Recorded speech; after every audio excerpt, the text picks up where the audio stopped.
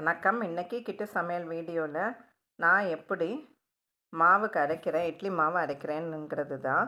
இதுக்கு நான் மொத்தமாக அரைச்சி வச்சுடுவேன். பெரிய கிரைண்டர் ஆனதுனால டில்ட்டிங் கிரைண்டர் இது. அதுக்கு நான் 16 கப்பு அரிசி, 4 கப்பு உளுந்து 1:4 ரேஷியோவில் எடுத்துகிட்டு 2 ஸ்பூனு வெந்தயம் இதெல்லாம் ஒரு 5 மணி நேரம் நல்லா ஊற வச்சுட்டு நல்லா கழுகி ஃபஸ்ட்டு வெந்தயத்தை போட்டுடணும். அதுக்கப்புறம் கொஞ்சம் கொஞ்சமாக இந்த உளுந்தை போடணும். ஒரே ட்ரிப்பில் உளுந்து போட முடியாது, ஏன்னா 4 கப்பு உளுந்து இருக்குது இதில்.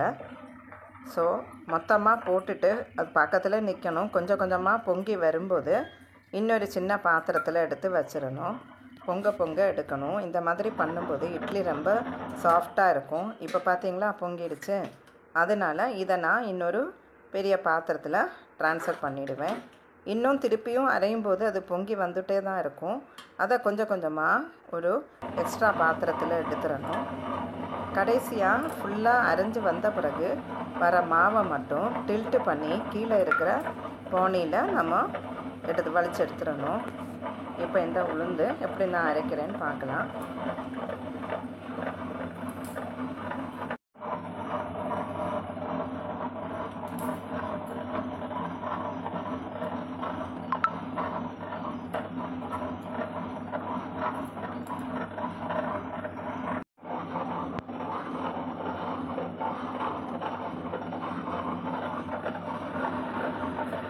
இப்போது கிரைண்டரில் இருக்கிற மாவு நல்லா அரைஞ்சிருச்சு. உளுந்த மாவை இந்த பானையில் மெதுவாக டில்ட்டு பண்ணி வலிச்சு எடுத்துடலாம்.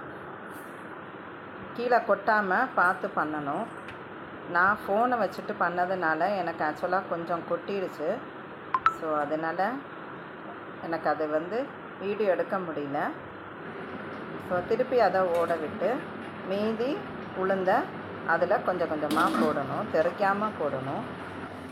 அடுத்தது அரிசி நல்லா கழுகி வச்சுருக்கிறத எடுத்து, அரிசியும் ரொம்ப ஒரு ஜாக்கிரதையாக போடணும். கொஞ்சம் கொஞ்சமாக மொத்தமாக ஒரே ட்ரிப்பில் கொட்டிட்டிங்கன்னா அதில் போய் சிக்கிட்டு அரையாது.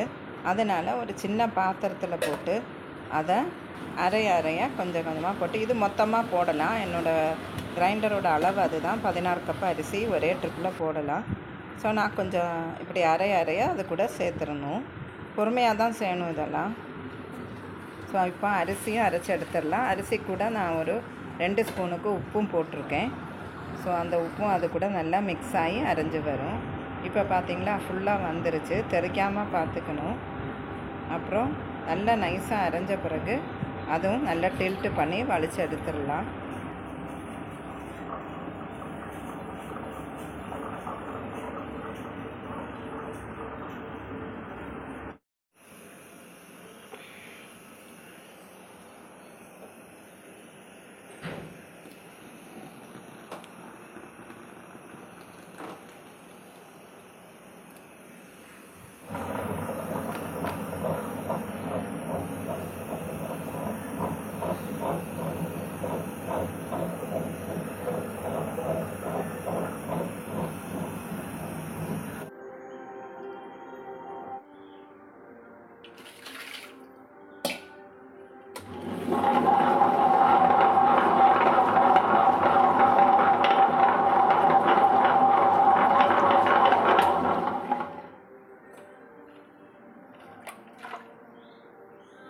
இப்போ அரிசி மாவும் ஃபுல்லாக எடுத்து நல்லா கை போட்டு நல்லா மிக்ஸ் பண்ணி எடுத்துட்டு அதை நம்ம ஃப்ரிட்ஜில் ஒரு 3 hours புளித்த பிறகு ஃப்ரிட்ஜில் 2 பாத்திரத்துலேயே எடுத்து வச்சிடணும்.